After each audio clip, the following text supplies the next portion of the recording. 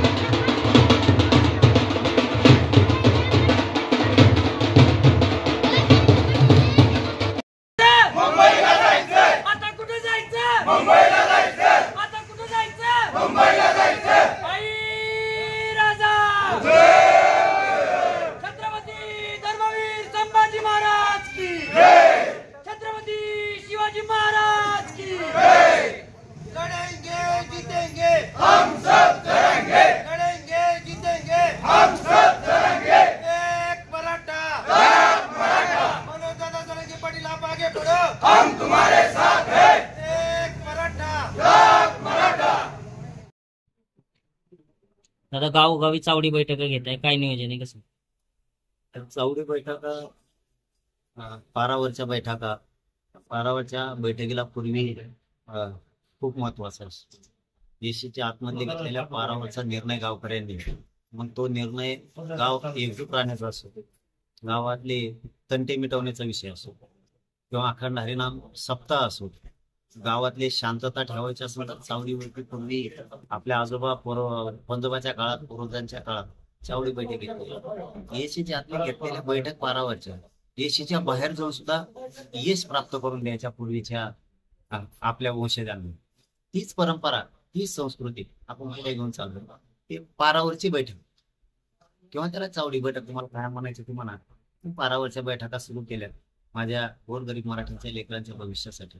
कारण ज्यावेळेस अस्तित्व लेकरा बाळांच्या धोक्यात येतो, भविष्य धोक्यात येतो, आणि ज्यावेळेस अस्तित्वाचा प्रश्नच निर्माण होतो, त्यांच्यावर प्रश्न चिन्ह निर्माण होतं, त्यावेळेस आपल्याला समाजाचा लेकरू म्हणून हार्ड मेहनत घ्यायला लागते. आपल्याला कठोर मेहनत आपण घ्यायला लागते, तेव्हा समाजाला न्याय मिळतो. म्हणून मी रात्रंदिवस पारावरच्या बैठका घेतोय.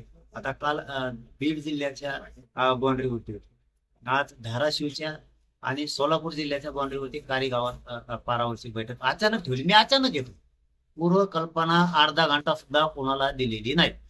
डायरेक्ट इथं आलो आणि एकाएकी गाव पळायला लागलं, आणि ती वाऱ्यासारखी वाढता सगळ्या जिल्हाभर पसरली की अचानक आल्या. माझ्या समाजासाठी काम करतोय एकजूट करण्यात. कोणती स्वागतला आम्हाला मुंबईला जायचंय, आणि आमच्या लेकरा बाळाचं आयुष्याला त्यांना आरक्षण लागते, ते मिळवण्यासाठी तयारी पूर्ण सुरू आहे, ताकदीनं पूर्ण राज्यभर सुरू आहे. धाराशिव जिल्ह्यात हजारो नोंदी सापडल्या, त्यातील काही कुणबी बांधवांनी व्हॅलिडिटी ऑफिसला रितसर अर्ज केले व्हॅलिडिटी मिळावी म्हणून. एसीबीसी या सर्व कुणबी नोंदी असतील. हजारो बांधवाच्या त्या ठिकाणी 6-6 महिने झाले व्हॅलिडिटी दिली जात नाही त्या अधिकाऱ्यांकडून. मला कळालंय, आपल्या धाराशिवच्या जिल्ह्यात आल्याच्या नंतर जिल्ह्याच्या बांधवांनी मला सांगितलं की असे प्रकार व्हायला लागले, आणि ते सत्य पण आहे. कारण मी मुख्यमंत्री साहेबाला सांगतो, धाराशिव जिल्ह्यातून सोलापूर जिल्ह्याच्या आणि धाराशिव जिल्ह्याच्या बाउंड्रीवरती कारी गावामध्ये मी आज पारावरची बैठक घेतो. मुख्यमंत्री साहेबांना विशेष करून सांगतो, ही अडवणूक जरा थांबवा, जड जाईल, पुढच्या काळात जड जाईल. कारण नोंदी असून कुणबी प्रमाणपत्र दिलं जात नाही, कुणबी प्रमाणपत्र असून व्हॅलिडिटी दिली जात नाही. आम्ही ही गोष्ट ज्यांचं मंत्रालय येते ते मंत्री महोदय संजय शिरसाट साहेबांना 3 ते 4 वेळेस सांगितलं. अशी अडवणूक राज्यभर होती, नुसतं धाराशिव जिल्ह्यात नाही तर सोलापूर असन, बीड असन, संभाजीनगर असन, लातूर असन, नांदेड आहे, परभणी आहे, तिकडं पुणे जिल्ह्यात पण तसंच होतंय. साताऱ्यात सुद्धा व्हायला लागले, तिकडं यवतमाळ, अमरावती सुद्धा हेच प्रकार व्हायला लागलाय.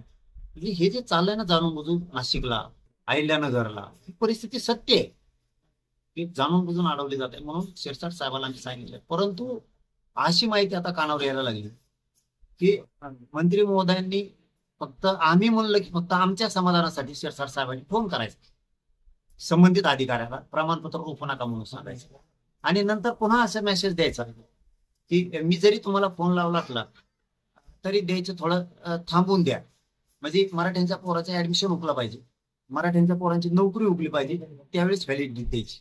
ऍडमिशनला बी असेल तरी नोंद असली तरी कुणबी प्रमाणपत्र द्यायचं नाही, तिथं ऍडमिशन किंवा नोकरी हुकली पाहिजे असा संदेश दिला जाऊन असं अंधारातून माहिती मिळायला लागली. तसे काही अधिकारीच बोलायला लागलेत, काही अधिकारी स्पष्टपणानंच बोलायला लागले की मंत्री महोदयच असं सांगतायत. मग का शिरसाट साहेब एकीकडून मराठ्यांची मनधरणी करतायत आणि दुसरीकडून मराठ्यांच्या पोराचं वाटोळ करायचं पण काम करतायत की काय, अशी आता शंका यायला लागली.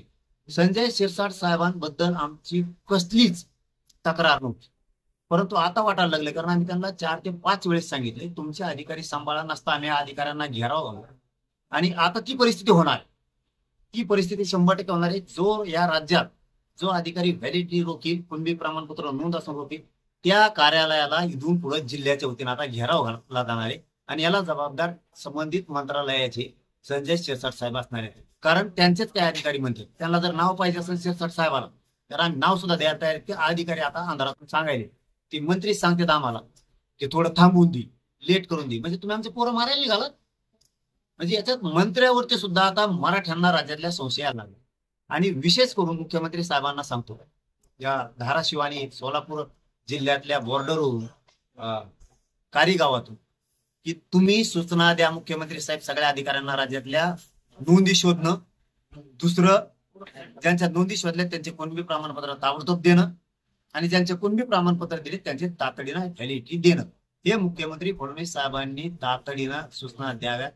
नसता नाविलाज असतो आम्हाला सगळ्या राज्यातल्या कार्यालयाला घेराव घालून अधिकाऱ्यांच्या मागं लागावं लागणार आहे. आणि ज्यावेळेस आता आम्ही तुम्ही जर 29 ऑगस्टच्या आत हे आमचे सगळे प्रश्न बी आणि हा बी विषय सोडला नाही, आम्ही मात्र तुमचं मग फिरणं मुश्किल करणार आहे. कारण तुम्ही आमच्या लेकराचा वाटोळ करायला निघाला.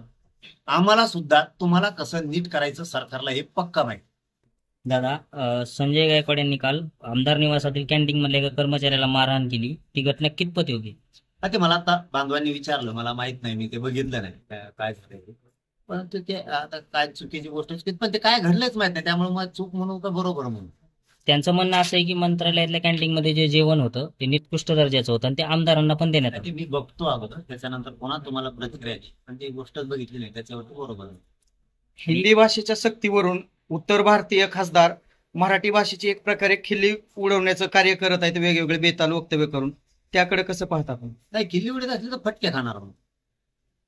आमच्या अस्मितेला कोणी हात घालीत असलं, आमच्या महाराष्ट्रातला कोणी अवमान करत असलं, आमच्या भाषेचा कोणी अपमान करत असलं, ते फटके खात असतो. आणि या महाराष्ट्रातल्या कोणत्याच पक्षाला ते पटणार नाही. मराठी भाषेचा विरोध केलेलाचा कुठल्या सत्ताधाऱ्यांनाही पटणार नाही आणि विरोधकांना पण पटणार नाही. ते नीटच करतील आणि ते नसले तरी तर आम्ही नीट करू शकतो आणि करणार. असं बोललं असाल तर त्याचा जाहीर निषेध करतो आम्ही.